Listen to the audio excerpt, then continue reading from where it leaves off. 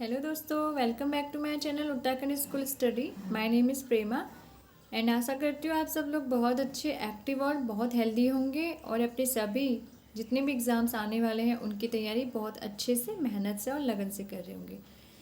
सो दोस्तों, अभी तक हमने उत्तराखंड के बेसिक क्वेश्चंस पढ़ लिए हैं, उसका गठन पढ़ लिया है, उसका निर्माण पढ़ लिया है और उसका जो वहाँ पे प्रशासनिक राजनीतिक ढांचा है वो पढ़ लिया है। ठीक है, तो अब हम नेक्स्ट स्टेप पढ़ेंगे कि उत्तराखंड का कुछ बेसिक क्वेश्चंस, उत्तराखंड के हिस्ट्री से लेके वहाँ के जो ऐतिहासिक है उससे रिलेटेड कुछ जीके के क्वेश्चंस पढ़ेंगे जो आपके हर एक एग्ज़ाम्स के लिए बहुत इंपॉर्टेंट होगा, चाहे वो group C, group D, police constable, SSC या उत्तराखंड से रिलेटेड कोई भी अपकमिंग एग्ज़ाम हो। ठीक है दोस्तों, सो आज का हमारा टॉपिक है उत्तराखंड का जीके, ऐतिहासिक जीके। ठीक है, इसमें उत्तराखंड के जो कुछ बेसिक क्वेश्चंस हैं जैसे कि उत्तराखंड के इतिहास और उत्तराखंड में कोई जो व्यक्ति प्रसिद्ध हुए हैं उनके बारे में। ठीक है दोस्तों, तो हम स्टार्ट करते हैं उत्तराखंड का जीके।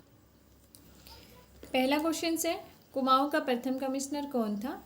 तो कुमाऊं का प्रथम कमिश्नर था ई गार्डनर। 1815 से लेकर 1816 तक ये कुमाऊं के प्रथम कमिश्नर रहे थे और इनके टाइम पे ही क्या हुआ था, पहला ब्रिटिश कालीन भूमि बंदोबस्त हुआ था। जो भूमि बंदोबस्त था वो इनके टाइम पे ही हुआ था पहला।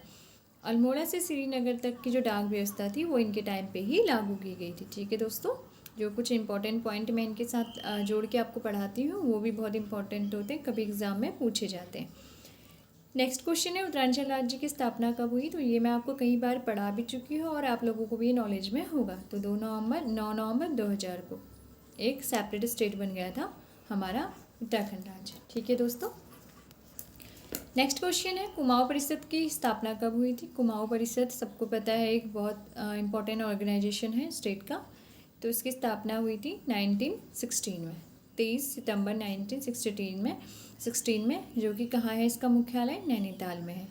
और इसका जो प्रथम अधिवेशन हुआ था वो हुआ था 1917 में, अल्मोड़ा में हुआ था। और किसकी अध्यक्षता में हुआ था? श्री जयदत्त जोशी जी थे, उनकी अध्यक्षता में इसका प्रथम अधिवेशन हुआ था 1917 में। ठीक है दोस्तों, यहाँ तक क्लियर है? ये जो इनके साथ मैं आपको पॉइंट कुछ नोट डाउन करने के लिए बोलती हूँ तो आप वो नोट डाउन कीजिएगा, क्योंकि ऐसा कुमाऊं परिषद का गठन 1916 में हुआ ये आपको पता चल गया, बट इससे और क्या क्या चीज़ें होती हैं वो आपको पता होना चाहिए। इसका अधिवेशन, इसकी अध्यक्षता किसने की थी? ठीक है, फिर है, निम्न में से किस क्षेत्र को कुमाऊं का बारदोली कहा जाता है? कुमाऊं का बारदोली किसे कहा जाता है? तो सल्ट क्षेत्र को कुमाऊं का बारदोली कहा जाता है। अशोक कालीन शिलालेख राज्य के किस स्थान से मिलते हैं? जो अशोक कालीन के जो प्रमुख शिलालेख हैं वो उत्तराखंड राज्य में वहाँ पे किस स्थान पे मिलते हैं? तो कालसी में मिलते हैं। ठीक है दोस्तों, अल्मोड़ा कांग्रेस की स्थापना किस वर्ष हुई थी? तो अल्मोड़ा कांग्रेस की जो स्थापना थी 1912 ईस्वी में हुई थी। साथ ही दोस्तों, कुमाऊं में गोरखा शासन कब स्थापित हुआ था? तो कुमाऊं में जो गोरखा का शासन था वो 1790 ईस्वी में स्थापित हुआ था। चंद्रवंश का अंतिम राजा कौन था? तो महेंद्र चंद्र जो था वो चंद्रवंश का अंतिम शासक था। ठीक है दोस्तों, नेक्स्ट क्वेश्चन है, स्कंद पुराण में गढ़वाल के लिए प्रसिद्ध नाम क्या है? तो जो स्कंद पुराण है हमारा एक ग्रंथ है, उसमें गढ़वाल के लिए जो एक प्रमुख नाम, एक स्पेशल नाम बोला जाता है गढ़वाल को, तो किस नाम से जाना जाता है? तो केदारखंड के नाम से जाना जाता है। ठीक है दोस्तों, नेक्स्ट क्वेश्चन है, स्कंद पुराण में गढ़वाल के लिए क्या प्रसिद्ध नाम है? केदारखंड है। उत्तराखंड का प्रथम सेनानी किसे कहा जाता है? तो ये तो बहुत इंपॉर्टेंट क्वेश्चन है। कालू मेहरा जो उत्तराखंड के प्रथम सेनानी थे, इन्हीं को फर्स्ट टाइम जेल भी जाना पड़ा था। कूली बेगार आंदोलन कहाँ शुरू हुआ था? ये भी बहुत इंपॉर्टेंट क्वेश्चन है। तो ये बागेश्वर में हुआ था 1921 में। किसके द्वारा इसको प्रदर्शित किया गया था? जो इसका रोल मॉडल था वो कौन था? श्री बद्रीधर पांडे जी थे। दोस्तों, इसी आंदोलन के चलते जो कूली बेगार आंदोलन बागेश्वर डिस्ट्रिक्ट में स्टार्ट हुआ था, तो इसी के चलते जो बद्रीधर पांडे जी जिनने इसकी प्रमुखता की थी, जो इसमें इसका प्रस्तुतिकरण कर रहे थे, उनको कुमाऊं केसरी के नाम से भी जाना जाता है। इसी में उनको कुमाऊं केसरी की उपाधि मिली थी। ठीक है दोस्तों, नेक्स्ट क्वेश्चन है, उत्तराखंड में किस शासन को स्वर्ण युग के रूप में जाना जाता है? तो उत्तराखंड में कत्यूरी साम्राज्य है, जिस टाइम पे कत्यूरियों का राज था, कत्यूरी साम्राज्य था, उसको हम लोग स्वर्ण युग के नाम से जानते हैं। उत्तराखंड में डोला पालकी आंदोलन के प्रणेता कौन थे? डोला पालकी, ये भी एक बहुत इंपॉर्टेंट आंदोलन है जो कि शेड्यूल कास्ट शिल्पकारों से संबंधित था। तो इसकी जो अध्यक्षता की थी, इसके जो प्रेरणादायक थे, जिन्होंने इसको प्रेरित किया था, इसकी प्रमुखता की थी, तो वो कौन थे? जयानंद भारती जी थे। ठीक है, शिल्पकारों से संबंधित यह आंदोलन था। ठीक है, कूली बेगार इससे पहले आपने पूरा पढ़ा, तो किसने था? वो क्या था? बलीधर पांडे जी ने 1921 में बागेश्वर में। साथ ही उत्तराखंड में जो डोला पालकी है वो क्या था? जयानंद भारती ने। और ये किससे संबंधित था? शिल्पकारों से। ठीक है दोस्तों, टिहरी गढ़वाल में ढांढक आंदोलन किससे संबंधित था? ये जितने भी आंदोलन हैं ये कुछ इंपॉर्टेंट आंदोलन हैं जो आपके एग्जाम में आ सकते हैं। ठीक है दोस्तों, तो टिहरी गढ़वाल में ढांढक आंदोलन किससे संबंधित था? तो ढांढक आंदोलन था मजदूरों से संबंधित था। तो ऐसे आ जाएगा क्वेश्चन कि ढांढक आंदोलन उत्तराखंड के किस जिले से प्रारंभ हुआ था, किस जिले का आंदोलन है? तो आपको पता होना चाहिए टिहरी गढ़वाल। और ये किससे संबंधित था? तो ये मजदूरों से संबंधित था। ठीक है दोस्तों, नेक्स्ट क्वेश्चन है गरसैंण। गरसैंण में राज्य विधानसभा की प्रथम बैठक कब हुई थी? तो ये 9 जून से लेके 11 जून 2014। ठीक है, 9 जून से स्टार्ट हुई थी, 11 जून 2014 तक ये रही थी। तो दोस्तों गरसैंण को आपको पता है कि हमारा आकस्मिक जो आने वाला बोला है कि राजधानी बना सकते हैं। ठीक है, तो ये गरसैंण हमारी जो होगी ग्रीष्मकालीन राजधानी है। ठीक है दोस्तों, जैसे हमारे उत्तराखंड की राजधानी देहरादून है, लेकिन ग्रीष्मकालीन राजधानी गरसैंण है। भविष्य में इसे राजधानी बनाने के लिए भी बोला गया है। ठीक है दोस्तों, परंपरा वंश का संस्थापक कौन था? परंपरा, यहाँ पे बहुत सारे वंशज आए थे, तो उनमें से परंपरा वंश भी है। उसके संस्थापक कौन थे? तो कनकपाल था। ठीक है दोस्तों, कभी ऐसे क्वेश्चन आ जाते हैं। निम्न में से किसने महात्मा गांधी की दांडी यात्रा में भाग लिया था? तो भैरव दत्त जोशी, उन्होंने क्या किया था? जो महात्मा गांधी की जो दांडी मार्च स्टार्ट हुई थी 12 मार्च 1930 में मे बी, तो तब उन्होंने क्या किया था? इसमें भाग लिया था। भैरव जोशी जो उत्तराखंड के हैं। महात्मा गांधी ने अनासक्ति योग टीका कहाँ लिखी थी? बहुत उनकी एक बहुत बड़ी महात्मा गांधी की एक अनासक्ति योग टीका क्या है? एक बहुत बड़ी ग्रंथ है। उन्होंने एक स्पीच लिखा उस पर बहुत अच्छा सा जो भी है। तो वो कहाँ पे लिखा था उन्होंने? तो वो लिखा था उन्होंने कौसानी। कौसानी में वो इतने टाइम तक रहे कि मतलब वो बहुत टाइम तक कौसानी में रहे थे। तो उन्होंने कौसानी को भारत का स्विट्ज़रलैंड नाम दिया है। उत्तराखंड का जो एक छोटा सा सिटी है कौसानी, जहाँ पे आश्रम भी बना रखे हैं, अनासक्ति आश्रम और ये सब बना रखे हैं। तो वहाँ पे क्या था? महात्मा गांधी काफ़ी टाइम तक रहे थे और उन्होंने कौसानी को भारत का स्विट्ज़रलैंड के नाम से संबोधित किया था। ठीक है दोस्तों, उन्होंने अपनी अनासक्ति जो योग टीका है वहीं पे लिखी है। ओके, नेक्स्ट क्वेश्चन है 84 दिन की भूख हड़ताल के बाद 25 जुलाई 1944 को किसका निधन हुआ था? मतलब 84 दिन की भूख हड़ताल करने के बाद किस जो महान व्यक्ति थे, कौन थे जिनकी 25 जुलाई 1944 को निधन हुआ था? तो वो कौन थे? देव सुमन थे। श्रीदेव सुमन की 84 दिन की भूख हड़ताल के बाद उनकी मृत्यु जेल में ही हो गई थी दोस्तों। इनको जेल में डाल दिया गया था क्योंकि इन्होंने उस टाइम पे अंग्रेज़ों के खिलाफ बहुत सारे आंदोलन किए थे और जब इन्हें जेल में डाला गया था तो इनकी जो मांगें थी वो पूरी नहीं की जा रही थी। तो फिर इनकी मांगें पूरी नहीं हुई तो उन्होंने उसके लिए भूख हड़ताल की। लेकिन उस भूख हड़ताल में भी 84 दिनों की भूख हड़ताल के बाद इनका क्या हो गया? निधन हो गया। ठीक है दोस्तों, उत्तरांचल उत्थान परिषद का गठन कब और किसने किया था? तो उत्तरांचल उत्थान परिषद का गठन कब हुआ था? 30 से 31 मई 1988 को सोवन सिंह जीना ने किया था, SS जीना। ठीक है दोस्तों, गढ़केसरी नाम से प्रसिद्ध स्वतंत्रता सेनानी कौन थे? तो गढ़केसरी किसे कहा जाता है? गढ़वाल का केसरी किसे कहा जाता है? तो वो कहा जाता है अनुसुईया प्रसाद बहुगुणा को। ठीक है, गढ़वाल के केसरी के नाम से जाना जाता है। जैसे कुमाऊं केसरी के नाम से मैंने आपको बताया बलीधर पांडे, वैसे गढ़ केसरी के नाम से जाना जाता है अनुसुईया प्रसाद बहुगुणा को। ठीक है दोस्तों, गढ़देव सेवा संघ का गठन किसने किया था? तो श्रीदेव सुमन ने किया था, जिनकी 84 दिन की भूख हड़ताल के बाद मृत्यु हो गई थी। श्रीदेव सुमन एक बहुत बड़े लेखककार भी थे। वो एक उन्होंने कितने सारी कविताएं, कितने सारे अनुबंध लिखे हैं। ठीक है, आदि गुरु शंकराचार्य की समाधि का जो समाधि है वो कहाँ स्थित है? तो वो केदारनाथ में स्थित है। आदि गुरु शंकराचार्य का जो समाधि स्थल है वो कहाँ है? केदारनाथ में है। अल्मोड़ा की जाखन देवी मंदिर से किसके निवास करने की पुष्टि होती है? जो अल्मोड़ा की जाखन देवी मंदिर है वहाँ पे किस किसके निवास करने की पुष्टि होती, तो यक्ष की। ठीक है दोस्तों। कार्तिकेयपुर वंश का संस्थापक कौन था? कार्तिकेयपुर जो वंश था उसके संस्थापक कौन थे? वसंत देव थे। ठीक है दोस्तों। कौन कत्यूरी राजाओं की कुल देवी के रूप में पूजी जाती है? तो नंदा देवी जो है कत्यूरी राजाओं की कुल देवी के रूप में पूजी जाती थी। शक्ति समाचार पत्र का प्रकाशन कब हुआ था? 15 सितंबर 1918 को हुआ था। ठीक है दोस्तों। शक्ति समाचार पत्र बहुत इंपॉर्टेंट समाचार पत्र था उस टाइम पे, तो 1918 को हुआ था।